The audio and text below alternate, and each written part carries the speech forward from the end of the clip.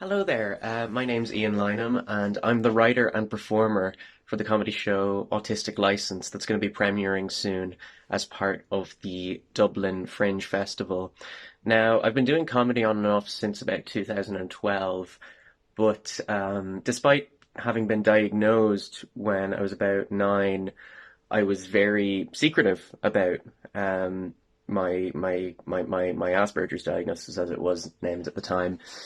And I found that my comedy wasn't terribly good when I was masking, and a lot of things in my own interpersonal life were tied up with that. So I decided to give a go to just doing comedy solely about autism.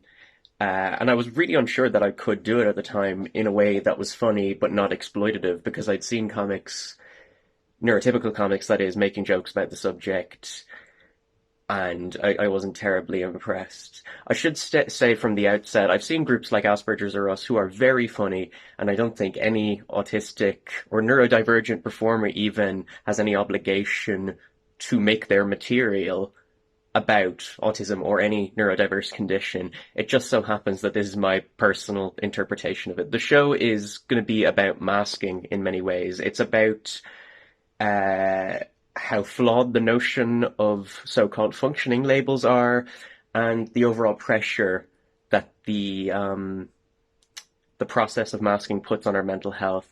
At one point, I'm going to be doing a history segment on autism, and I'm going to show you the conspiracy board that I've constructed here. Um, so, you can see there's Dr. Leo Kanner, Dr. Bernard Rimland, um, Grina Sarkova, Dr. Hans Asperger, Dr. Norman Wing, and I've yet to add Mr. Andrew Wakefield. I'm trying to make this a broader form of comedy. I don't want to make the obvious joke here with Dr. Hans Asperger. I'm sure all of you got it in the playground, like ha ha. Asperger, because this was in the 90s when I was diagnosed, so eating ass wasn't cool yet. So we had to put up with a lot of stuff from that. But we're not going to make crass jokes. We're not going to make crass jokes about how, Bernie Rimland. No. But yeah, obviously, I'm not going to talk in great detail about ABA in the show, not because I'm in any way supportive of applied behavioral analysis or similar practices, but more just because if I was to focus time on ABA, it would become an ABA show, because there's so much to talk about there. But I'm going to be talking to some detail about it. But I do think it's interesting that Ira Lavass was,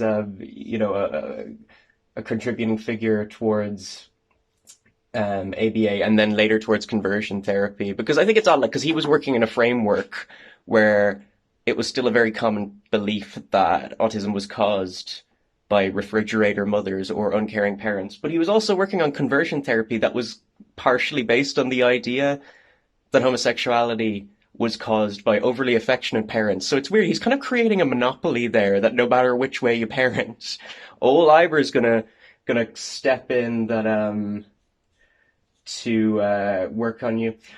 Look, why does no one talk about his name is Love Ass. Like I don't want to make it a crass thing, but come on, the writing's on the wall there. But yeah, we're going to be talking about language to some degree in the show. But yeah, obviously language is going to be covered to a greater degree. Autism's gone through so many name change conventions over the years. You know, uh, autistic affective, autistic psychopathy, childhood autism, Conner's syndrome, Asperger's syndrome, and now we've settled on the DSM-5 definition, and even that obviously we know isn't ideal. ASD, it's a marginalizing term, disorder. No one wants to be thought of as disordered. So I think we need to come up with a gentler term like spectrum or state or something. Oh no! Oh no! Oh no!